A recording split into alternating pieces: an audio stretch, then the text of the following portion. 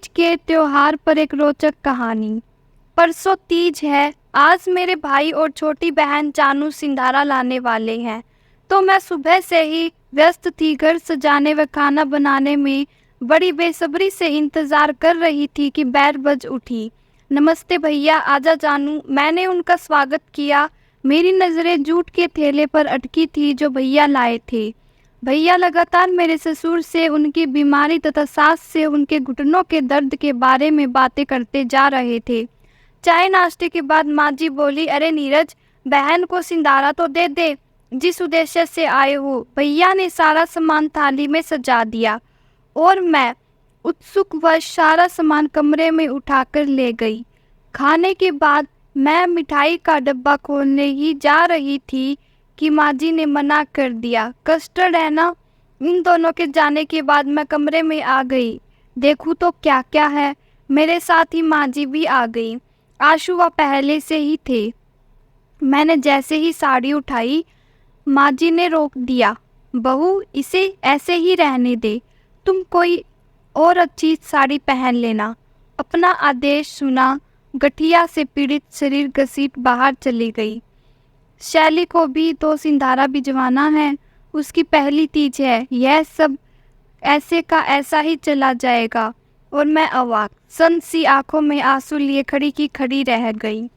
तमतमाई हुई आंखें उठाई तो आशु खड़े थे, यूं ही कुछ निरर्थक सा काम करते हुए। मैंने सारा सामान एक और पटका और धम से बिस्तर पर लेट गई। ये कोई तरीका है? क्या मेरे सिंधारे का इंतजार ही कर रही थी माँ जी? बेटी उनकी है तो बनाए ना उसके लिए। और इन श्रवण कुमार जी को तो देखो, एक शब्द भी मुंह से नहीं निकला, जैसे जबान ही न हूँ। मेरी भावनाओं का तो जरा सी भी ख्याल नहीं है। क्या मना नहीं कर सकते थे? मेरी आंख कब लग गई मुझे मालूम ही नहीं पड़ा। सामने आशु खड़े थे, चाय का प्याला लिए। उन्होंने बिना एक शब्द बोले प्याला मेरी ओर बढ़ा दिया। मैंने भी बिना एक शब्द बोले ले लिया। मेरे द्वारा फेंका हुआ सारा सामान एक और सजा कर रखा हुआ था। मैं अपने पति से झगड़ा करूं या माँ जी बाबूजी से लड़ूं, ये तो हम अपने शिक्षित परंपरावादी समाज में सोच भी नहीं सकते। अगले दिन मैंने स्वयं ही सारा सामान सजा एक अटैची में रख शालू आशु के हाथ शैली के घर भिजवा दिया। माँ जी और बाबूजी के कुछ प्रशंसा और कुछ शर्मिंदगी के मिले जुले भावों को मैंने पहचाना। बाबूजी की पेंशन से ही घर का खर्चा चल रहा है। उनकी सारी पूंजी तो मकान बनवाने व शैली की शादी में ही खर्च हो गई। हमसे कुछ नहीं मांगा। ये एक प्राइवेट फर्म में काम करते हैं। बस बॉस से कुछ कहा सुनी हो गई तो नौकरी छोड़ दी। आशु इनके इकलौते बेटे हैं। आखिर ये सब कुछ मेरा ही तो है। माँ जी ने जो कुछ किया सब ठीक किया। आशु लौट आए और सारा हाल सुना रहे थे। शैली की खुशी का तो ठिकाना ही न रहा। रात में आशु ने मुझे जिस तरह से मनाया, लाड किया, उसके समक्ष स्वर का खजाना भी कुछ नहीं। मेरा आक्रोश पूरी तरह से समाप्त हो चुका था।